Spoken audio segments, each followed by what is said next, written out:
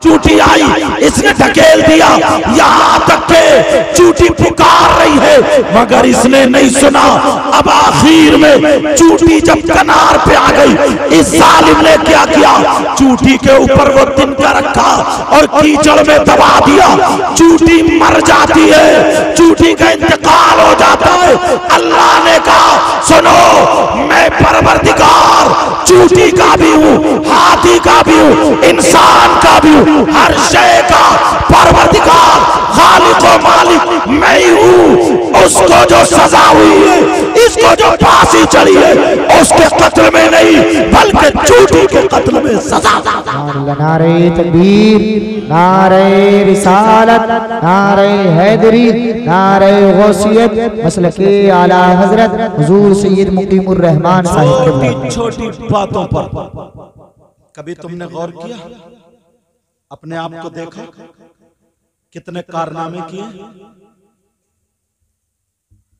किसी बूढ़ा है बुजुर्ग, उसे इतना ढंग नहीं, इतना तमीज नहीं। अभी प्रोग्राम चल रहा, कोई हड्डी बच गई, कोई बोटी बच गई, कोई झूठन जाटन बच गई, घर वाले एक तरफ लौट देते हैं इसलिए कि पांवों में ना आए रिस्क। कोई कुत्ता आया खाने के लिए, घर वाला उसी में पत्थर मार रहा। अरे कोई बूढ़ा आया लठ लेकर कुत्तों को रपटा रहा, तुम खाओगे क्या वो खाना? अरे क्या तुम्हें खाना क्या? कभी सोचा कितने लोगों के पेट पे लात मारी है? कभी सोचा कितने लोगों पे जुल्म किया है? एक मुहद्दिस साहब की जरा बात सुनो। वो मुहद्दिस साहब से उनके मुरीद ने ख्वाब जब आया तो पूछा, सरकार इतना बताए आपकी कब्र में ये फूल कहां से आए, जन्नत की क्यारी बना दी गई, ये खुशबू कहां से आ रही है? तो वो मुहद्दिस साहब जवाब देते हैं, बेटा सुनो, एक मर्तबा फजर की नमाज के बाद मैं हदीस शरीफ लिखने के लिए बैठा। जैसे ही हदीस शरीफ लिखने के लिए बैठा, मैंने दवात में जब कलम डाला, लकड़ी का कलम होता था, जब लिखने के लिए रोशनाई में भिगोया और कलम उठाया, मेरे कलम पे एक मक्खी बैठ गई और रोशनाई पीने लगी। मेरे दिल में ख्याल आया इसे झटका दे के उड़ा दूं, मेरे दिल में ख्याल आया चुटकी मार के गिरा दूं, मेरे दिल में ख्याल आया फूंक मार दूं। वो मुहद्दिस साहब कहते हैं मगर फिर सोचा कि ये पेट भर रही है, अगर मैंने ऐसा किया तो उसके पेट पे लात लग जाएगी और मैं किसी के पेट पे लात नहीं मारूंगा। वो मुहद्दिस साहब ने कलम रोक लिया, मच्छी मक्खी जो थी वो पीती रही, उन्होंने सांसें भी रोक ली। अल्लाह को ये अदा इतनी पसंद आई, इतनी पसंद आई, अल्लाह ने इसके बदले में उनकी कब्र को जन्नत की क्यारी बना दिया। सुभान अल्लाह, नारे तकबीर, नारे रिसालत, मसलके आला हजरत, फैजाने आला हजरत, जिंदाबाद जिंदाबाद, माशाअल्लाह माशाअल्लाह। कभी सोचा तुमने, काम किए? एक मक्खी। वो मुहद्दिस साहब ने ये नहीं कहा कि मैंने तहज्जुद की नमाज पढ़ी, मैंने अव्वबीन की नमाज पढ़ी, मैंने इशराक की नमाज पढ़ी, मैंने चाश्त की नमाज पढ़ी। ये नमाजों के नाम तो तुम्हारे लिए नए आ रहे होंगे, बोलो नए। सोच रहे हो ये नमाजें कहां से आई? तुम्हें 5 वक्त की नमाज का ही पता नहीं कि 5 वक्त की नमाज मुसलमानों पर, आकिल पर, बालिग पर, मर्द और पर फर्ज है। फर्ज पता है? नहीं। 8 दिन में जाएगा नहा धो के दादागिरी दिखाने, 8 दिन में। और बात इतना बड़ा बदमाश है, 8 दिन में नहाएगा, आंगन में नल है तो 2 उंगल की चड्डी पहन ले। इस बेहूदे से ये पूछो, किसी किताब में पढ़ेगा? कुछ तो शर्म हया गैरत खुद भी होनी चाहिए यार। ऐसा कपड़ा पहनो जिससे तुम्हारा जिस्म छुपे। घर में माँ भी है, बहन भी है, चची भी है, फूफी, खाला, सभी लोग हैं। मगर शैम्पू पे शैम्पू रगड़ रहा, शैम्पू पे शैम्पू मार रहा और पहनेगा वही चड्डी। और अब जाएगा खुशबू लगा के जुमे के दिन आगे सब में बैठेगा और 2 मिनट अगर इमाम साहब को तकरीर करते हुए मसला बताते हुए ज्यादा हो जाए तो बस खाने को दौड़ेगा। कभी घड़ी को देखेगा तो कभी इमाम साहब को देखेगा, कभी घड़ी को कभी इमाम साहब। इमाम साहब सोच रहे कयामत आ गई। और बाहर आके दो बोले यार इमाम साहब आदमी ठीक नहीं है। बोले क्यों? बोले यार उन्हें पता ही नहीं चलता टाइम का। अच्छा तो 2 मिनट मस्जिद में रुक जाता तो मर जाता, और अगर मर भी जाता तो कितनी अच्छी मौत आती। जरा सोचो, अपने ऊपर गौर करो। अल्लाह अल्लाह मैं जो बता रहा था ये बता रहा था किसी के पेट पे लात मत मारो। इन बुजुर्गों से पूछो, भाई भाई सब इकट्ठे रहते थे, पूछते थे अरे छोटा भाई कहाँ, बड़ा भाई कहाँ, वो कहाँ है, वो कहाँ है, अब्बा कहाँ, पहले आप लो। और औरतें इतनी अच्छी होती थी, कहती थी ऐसा करो मैं दस्तरखान लगा रही हूँ, तुम जरा बाहर जाके देख लो कोई मुसाफिर तो नहीं है, कोई भूखा तो नहीं है, कोई गरीब तो नहीं है जो मेरे दस्तरखान पे आ जाए और बरकतें नाजिल। ये मुसलमानों का तरीका था। और आज सगे 2 भाई, घर अलग अलग, एक ने खेत में बना लिया, एक ने इधर। अब अगर बड़ा भाई ना आ गया धोखे से खाने के टाइम तो बस बीवी का भी चेहरा काला, पेट में आग लग गई, फेफड़े खराब, हसद करते करते किडनियां गल गई। समझे? ऐसे हालात। अब जब देखने वाले खाने के टाइम आया ही क्यों? सगा बड़ा भाई। अब मालूम है बीबी क्या करती है, देखती रहेगी, देखे जैसे ही देखो एक ही चुस्की में अंदर,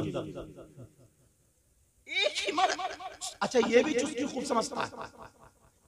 अंदर ले जाके खाना खिला के बिठाल के अब सोफे पे आकर और बताओ बच्चे कैसे हैं? खाक पूछ रहा तू, सगे भाई से बचा रहे फिर बरकत होगी। सगे भाई के लिए दिल में मोहब्बत नहीं तो फिर बरकत कहां से होगी? और हजरत हद हो गई है, माफ करना। ये माँ है, माँ जिसने 3 बेटों को जन्म दिया है। ये बाप है जिसने 3 बेटों को पाला है। यही माँ बाप जब शादी कर देते हैं, जब बूढ़े हो जाते हैं, बड़े की शादी हुई वो भी अलग चला गया, बीच वाले की शादी हुई वो भी अलग चला गया, छोटे की शादी हुई वो भी अलग चला गया। मैं पूछना चाहता हूँ, अरे माँ को कौन खिलाएगा? गांव का प्रधान खिलाएगा।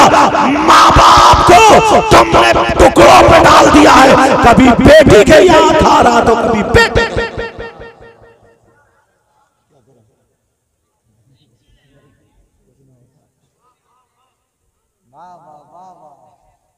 अच्छा कुछ लोग तो ना बारिश को देख के कह रहे हैं वाह वाह सुभान अल्लाह, कह रहे सोच रहे हैं जान बची तो लाखों पाए, खैर से बुद्धू लौट के घर को आए। क्या हाल है बेटा, क्या हाल है भाई साहब? बोलूं या छोड़ूं? अम्मा अपनी बेटी के घर दामाद के यहाँ टाइम गुजार रही है, कभी छोटी बेटी के यहाँ, कभी बड़ी बेटी के यहाँ। और बेटे अपनी बीबियों के लेके तो पड़े डबल, कोई ऐसे टाइल्स लगी हुई है, पत्थर लगा हुआ है, सारे कुछ लगे हुए हैं, सब कुछ लगा हुआ है, समझे? और नाम बरी का नाम आ जाए तो पैसे पैसा लुटा रहा। और अम्मा ठोकरे खा रही है, चश्मा लाके नहीं दे सकता। अम्मा ठोकरे खा रही है, एक दुपट्टा नहीं मिल सकता। अब्बा बेचारा पाँव कुल बुला रहा, हाथ पाँव ऐसे मार रहा, दर्द है।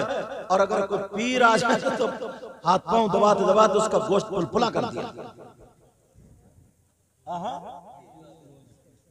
छुड़ा दिया हड्डियों से गोश्त।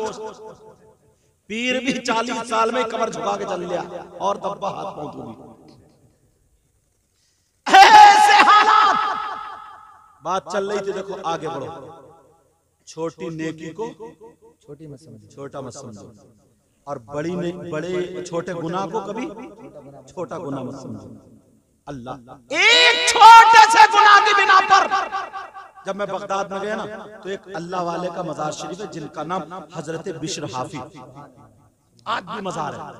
इनकी पुरानी जिंदगी, पिछली हिस्ट्री अगर उठा के देखो तो मालूम है ये क्या करते थे। शराब का कारखाना था, शराब का कारोबार था, मगर इतना सा काम किया, रास्ते में जा रहे थे बिस्मिल्लाहिर्रहमानिर्रहीम, इसका एक पुर्जा पड़ा हुआ मिला, उन्होंने उठा करके चूम लिया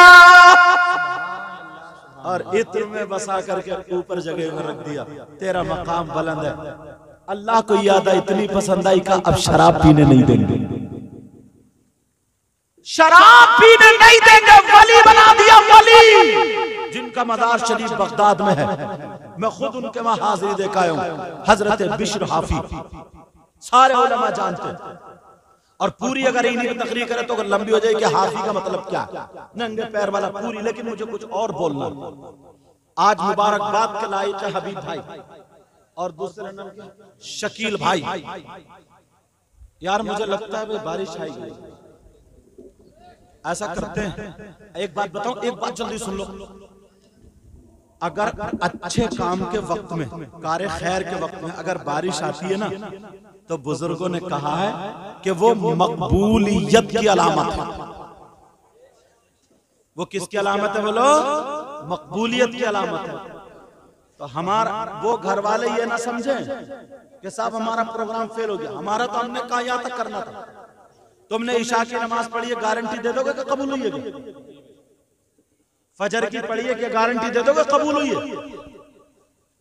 मगरिब की पढ़ी है, गारंटी दे दोगे कबूल हुई? नहीं दे सकते गारंटी। न कोई अमल है सुनाने के काबिल। ये शेर पढ़ता हूं बस, और फिर सलात व सलाम पढ़ लेंगे।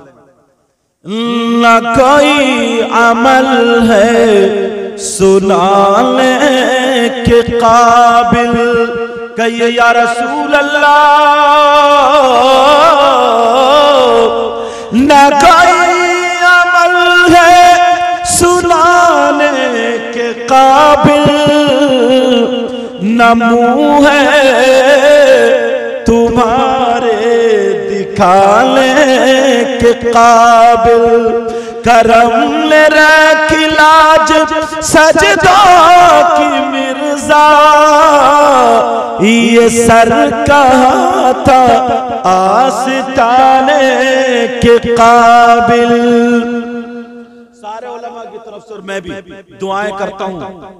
हबीब भाई का बेटा मोहम्मद फैजान और शकील भाई, मोहम्मद फैज और शकील भाई, उनके भी बच्चे अगर हो तो अल्लाह ताला सबको सलामत रखे और इस प्रोग्राम को मौला अपनी बारगाह में कबूल और मंजूर फरमा ले। परवरदिगार आलम इनको इतना दे, इतना दे, इनकी दुनिया और आखिरत दोनों रोशन फरमा।